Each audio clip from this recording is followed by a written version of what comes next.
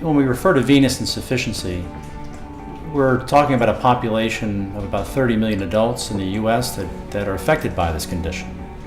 We're not talking specifically about varicose veins. I mean, patients with venous insufficiency may present with varicose veins. They may also present with just swollen, achy legs, with diffuse spider veins, with venous ulcers or leg ulcers that haven't healed. So venous insufficiency encompasses a much larger population than just what we generally think of as varicose veins. The procedures that we use to treat patients with venous insufficiency have changed dramatically since 2000.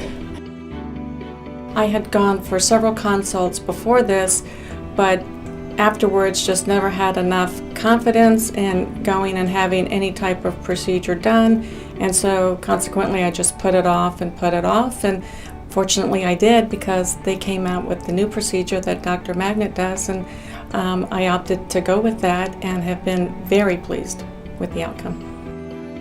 What's revolutionized or really opened the door to treatment for 30 million adults was the introduction of endovenous techniques of closing the greater saphenous vein or other leaking veins.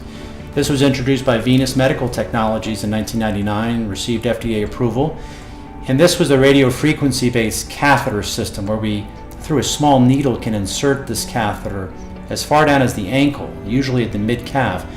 But this is done under local anesthesia with just a small amount of oral sedation, like a Valium or an Ativan. It takes less than an hour usually, and patients are back to their normal activities within 3 to 5 days, to be truthful. It may be advertised that you're back to your normal activity the following day, but generally patients have a little discomfort along the course of the vein, although it's much less than they would have had if they had had the stripping procedure. And certainly they're improved within the first week over their condition preoperatively.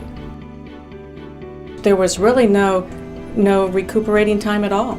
I went in and had the procedure done one day, I was out of here in probably less than 30 minutes, and there were no restrictions.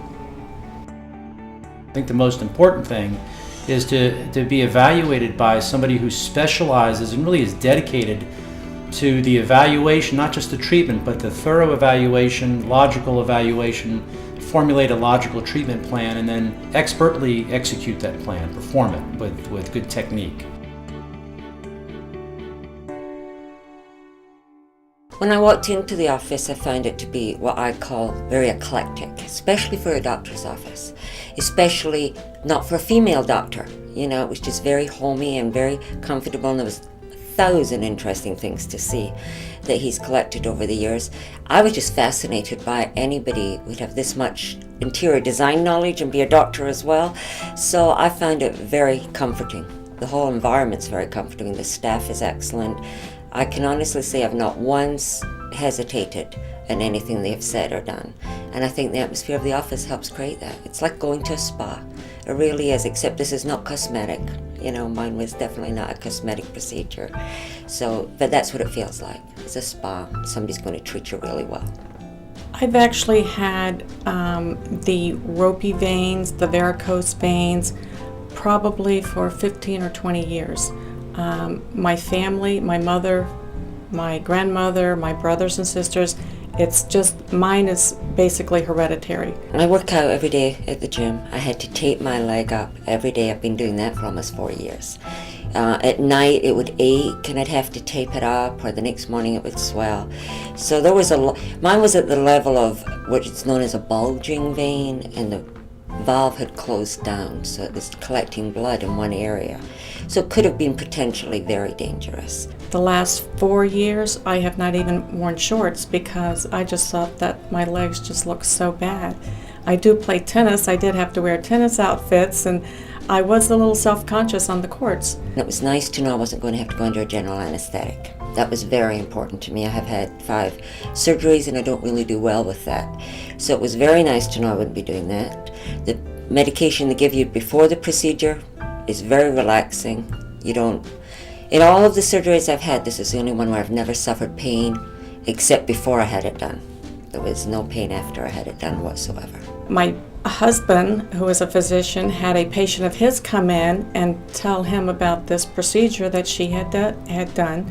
And And he was very interested, so he had me come for a consult, which I did, and I was very pleased with what I heard and decided to go ahead and have it done. It takes, I think, patience and dedication of a group of people like we have here.